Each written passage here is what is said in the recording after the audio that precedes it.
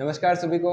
स्वागत है आपका हमारे एजुकेशनल चैनल में जिसका नाम है टेमो एकेडमी। और आज हम पढ़ने वाले हैं energy stored in a capacitor. किसी कैपेसिटर में कितनी एनर्जी स्टोर होती है, और वास्तव में कहा जाए तो ये एनर्जी कैपेसिटर के अंदर नहीं बल्कि इलेक्ट्रिक फील्ड में स्टोर होती है। तो हम ये कैलकुलेट करेंगे, इसके लिए हम फॉर्मूला निकालेंगे, यूज़ करेंगे हम पैरेलल प्लेट कैपेसिटर का। तो ये एक पैरेलल प्लेट कैपेसिटर है जिसको हम चार्ज करने वाले हैं, और चार्ज करने के लिए जनरली एक बैटरी का यूज़ किया जाता है। पर हम फॉर्मूला निकालने के लिए यहाँ पर ये एज्यूम कर रहे हैं कि कोई एक्सटर्नल एजेंसी इस कैपेसिटर को चार्ज कर रही है, और किस तरीके से चार्ज कर रही है। ये दोनों प्लेट्स जो शुरुआत में न्यूट्रल थी, इसको हमने चार्ज करने की प्रोसेस के दौरान किसी बीच की स्थिति में हम इसको देख रहे हैं। हमने इसको चार्ज कैसे किया, हम इस प्लेट से पॉजिटिव डी क्यू चार्ज खींचेंगे। ये डी क्यू डैश जो है एक इनफाइनाइटेसिमल चार्ज है, डी क्यू डैश या डी क्यू। हम इस चार्ज को इसके अंदर से एक्सट्रैक्ट करेंगे। जब हम इसके अंदर से पॉजिटिव चार्ज खींच लेंगे तो इसके अंदर नेगेटिव चार्ज बचेंगे, जो इसको वापस अपनी तरफ खींचने की कोशिश करेंगे। पर हम इस फोर्स के अगेंस्ट अपनी विल लगा करके, अपनी एनर्जी खर्च करके हम इस पॉजिटिव चार्ज को यहाँ तक लाएंगे। तो यहाँ की प्लेट का पॉजिटिव चार्ज इसको रिपेल कर रहा होगा, और यहाँ की प्लेट का नेगेटिव चार्ज हमारे इस पॉजिटिव इनफाइनाइटेसिमल छोटे से पॉजिटिव चार्ज को अपनी तरफ खींच रहा होगा। लेकिन हम हमारी विल लगा करके, हमारी एनर्जी खर्च करते हुए हम डी क्यू चार्ज को यहाँ से यहाँ तक लाएंगे। इसी तरीके से हम लगातार ऐसा करते रहेंगे जब तक ये पूरी तरीके से चार्ज नहीं हो जाए। और इस पूरी प्रक्रिया के दौरान हमको बहुत सारी एनर्जी खर्च करनी पड़ेगी। तो वो जो एनर्जी हम इसको खर्च करेंगे इसको पूरा चार्ज करने में, वही इसकी पोटेंशियल एनर्जी के रूप में स्टोर हो जाएगी। तो हमको उसी एनर्जी का कैलकुलेशन करना है। तो हम बात कर रहे हैं कि जब हम इसको डी क्यू डैश चार्ज को जब हम यहाँ से यहाँ तक लाते हैं तो जो छोटा सा वर्क हमें करना पड़ता है वो कितना होता है।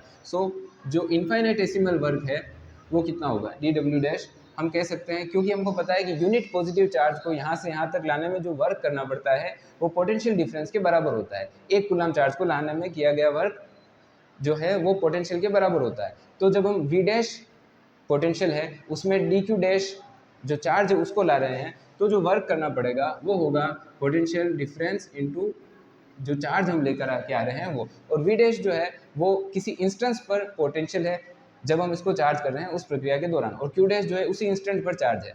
और इस स्थिति में जो इनफाइनाइटेसिमल वर्क होगा वो ये होगा। और मान लीजिए हमें टोटल वर्क निकालना है जब हम इसको पूरा चार्ज कर लेंगे, और जब हम इसको पूरा चार्ज कर लेंगे तब इस कैपेसिटर के ऊपर चार्ज होगा Q, और इन दोनों प्लेट्स के बीच में पोटेंशियल डिफरेंस उस स्थिति में होगा V, जब ये फुल्ली चार्ज होगा। तो हमको इस स्थिति तक पहुंचना है। तो देखिए किस तरीके से हम इसको चार्ज करेंगे। शुरुआत में इस पर जो चार्ज है वो उसकी वैल्यू 0 होगी। तो हम टोटल वर्क निकालना चाह रहे हैं तो हम करेंगे इसका इंटीग्रेशन, और हम V dash D Q dash का इंटीग्रेशन करेंगे। और इनिशियल जो कंडीशन है उस स्थिति में इस पर जो चार्ज की वैल्यू है वो 0 है, शुरुआत में न्यूट्रल थी दोनों प्लेट्स। फिर जब हमने लास्ट कंडीशन की बात करी तब चार्ज इस पर पूरी तरीके से आ गया, और फुल्ली चार्ज स्थिति में हम इस पर स्मॉल क्यू चार्ज एज्यूम कर रहे हैं। अब हम इसको आगे फर्दर सोल्व करते हैं। तो देखिए हम यहाँ पर वी डैश की जगह पे क्या लिख सकते हैं। अगर हम इसकी कैपेसिटेंस C एज्यूम करें तो हमें पता है कि C इज इक्वल टू होता है Q बाय V, और क्योंकि किसी इंस्टेंस पर बात हो रही है तो Q डैश और V डैश जो होंगे चार्ज और पोटेंशियल होंगे रिस्पेक्टिवली। अब हम इसको सोल्व करेंगे 0 से लेकर के Q तक, और V डैश की जगह हम यहाँ पर लिख सकते हैं Q dash divided by capacitance, और D Q dash as it is रह जाएगा। जो टोटल वर्क है वो हमारे पास इस स्थिति में इक्वल आएगा 0 टू Q, और यहाँ पर 1/c जो है वो एक कांस्टेंट है तो इसको हम बाहर ले लेंगे। Q डैश का जो इंटीग्रेशन है वो होगा Q डैश स्क्वायर बाय 2, और फिर हम यहाँ पर लिमिट्स लगा देंगे 0 टू Q। सो जब हम इस Q डैश की जगह Q लिखेंगे तो हमारे पास आएगा Q square by 2c, minus 0 लिखने पे कोई खास इफेक्ट नहीं पड़ेगा। और ये वर्क जो है हमें टोटल करना पड़ेगा इस कैपेसिटर को चार्ज करने के लिए, और ये जो हमने वर्क किया कि इसकी पोटेंशियल एनर्जी के रूप में स्टोर हो जाएगा। अब इस कैपेसिटर के पास एक पोटेंशियल एनर्जी आ चुकी है। वैसे ही जैसे हम किसी बो को, किसी धनुष को अगर हम उसकी जो धागा होता है उसको खींच देते हैं तो उसके अंदर पोटेंशियल एनर्जी स्टोर हो जाती है। फिर हम जैसे उस धागे को छोड़ते हैं तो वो सारी पोटेंशियल एनर्जी, वो धनुष सारी की सारी एनर्जी उस तीर के अंदर छोड़ देता है, और तीर के पास काइनेटिक एनर्जी आ जाती है। ठीक उसी तरीके से हमने जब जो बहुत सारी एनर्जी खर्च करी, बहुत सारा वर्क किया इसको चार्ज करने के लिए, वो सारा वर्क इसके अंदर की पोटेंशियल एनर्जी के रूप में स्टोर हो चुका है। तो ये जो वर्क है यही वर्क पोटेंशियल एनर्जी के रूप में स्टोर होगा, और पोटेंशियल एनर्जी के लिए सिंबल U होता है। इतनी पोटेंशियल एनर्जी हमारे इस कैपेसिटर के पास रहेगी, और वास्तव में यह एनर्जी इसके बीच में जो इलेक्ट्रिक फील्ड है उस इलेक्ट्रिक फील्ड के अंदर रहेगी। हम इस इसी फॉर्मूले को एक अदर फॉर्म में ऐसे भी लिख सकते हैं, क्योंकि हमें पता है कि Q जो है वो CV के इक्वल होता है, तो हम Q की जगह C² V² लिख सकते हैं। डिवाइडेड बाय 2 से जब हम सोल्व करेंगे तो हमारे पास आएगा एक C से एक C कैंसिल हो जाएगा और हमारे पास टोटल पोटेंशियल एनर्जी आएगी हाफ CV²। सो ये एक अनोदर तरीका है लिखने का टोटल पोटेंशियल एनर्जी को। अब हम ये समझना चाह रहे हैं कि हम ये बात क्यों कह रहे हैं कि ये जो एनर्जी है ये इसके बीच में जो इलेक्ट्रिक फील्ड मौजूद है, इस इलेक्ट्रिक फील्ड के अंदर ये एनर्जी है, न कि इस कैपेसिटर के अंदर। तो इसको समझने के लिए हम एक छोटे से आर्ग्यूमेंट पर विचार करते हैं। हम एक सरल स्थिति की बात करते हैं। मान लीजिए हम क्योंकि पैरेलल प्लेट कैपेसिटर की बात कर रहे हैं तो मैं यहाँ इस चीज़ को लिखता हूँ। किसी पैरेलल प्लेट कैपेसिटर के लिए अगर हम देखें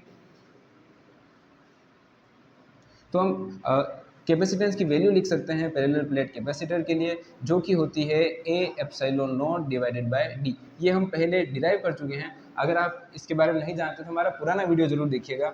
आप देखिए इसकी जो वैल्यू आएगी वो आएगी Q²/2A∈0 मल्टीप्लाइड बाय D। ये D ऊपर आ जाएगा। तो अगर हम यूँ सोचें कि मान लो हम इन दोनों प्लेट्स को थोड़ा सा दूर ले जाते हैं, हम इन दोनों की डिस्टेंस बढ़ा करके ट्वाइस कर दें, डबल कर देते हैं।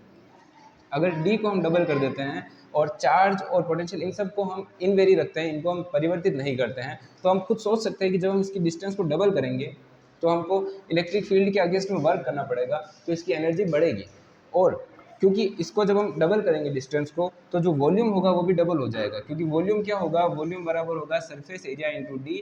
और जब D को डबल किया जा रहा है तो जो वॉल्यूम है वो वॉल्यूम भी डबल हो जाएगा। So volume is also doubled. और इस कंडीशन में अब देखिए पोटेंशियल एनर्जी पर क्या इफेक्ट पड़ता है। हम चार्ज को चेंज नहीं कर रहे हैं, Q सेम है जबकि D डबल हो रहा है, तो हम देख सकते हैं U डायरेक्टली D के प्रोपोर्शनल है।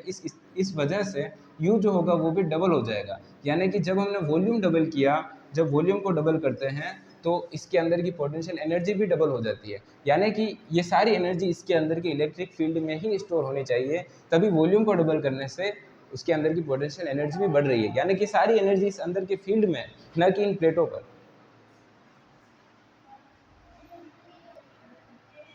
इसके बाद जब हमने ये दिखा लिया कि कितनी एनर्जी इसके अंदर स्टोर्ड है, तो हम बात देखते हैं कि एनर्जी डेंसिटी की वैल्यू क्या होगी। तो अब हम कैलकुलेट करते हैं एनर्जी डेंसिटी। इसके बाद नेक्स्ट जो हम बात कर रहे हैं, हम बात कर रहे हैं एनर्जी डेंसिटी की। एनर्जी डेंसिटी क्या है आखिर? एनर्जी डेंसिटी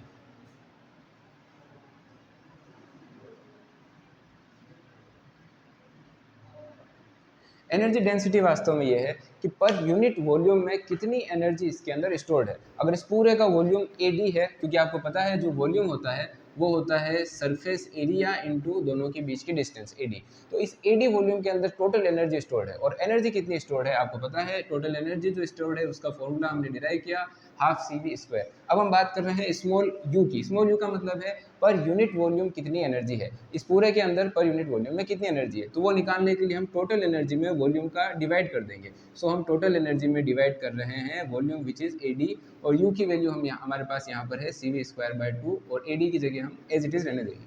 और हम बात कर रहे हैं एग्जाम्पल के लिए पैरेलल प्लेट कैपेसिटर की। तो पैरेलल प्लेट कैपेसिटर के लिए जो C की वैल्यू है आपको पता है, ये होती है A∈0 डिवाइडेड बाय D।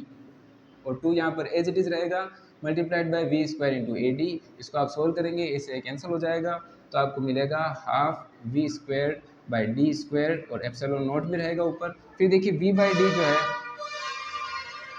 हमने ये पढ़ रखा है कि इलेक्ट्रिक फील्ड की वैल्यू जो है वो माइनस पार्शियल V/पार्शियल D के इक्वल होती है। तो क्योंकि यहाँ पर हम कांस्टेंट यूनिफॉर्म इलेक्ट्रिक फील्ड की बात कर रहे हैं, तो जो हमारा इलेक्ट्रिक फील्ड है वो इक्वल होगा माइनस V/D के।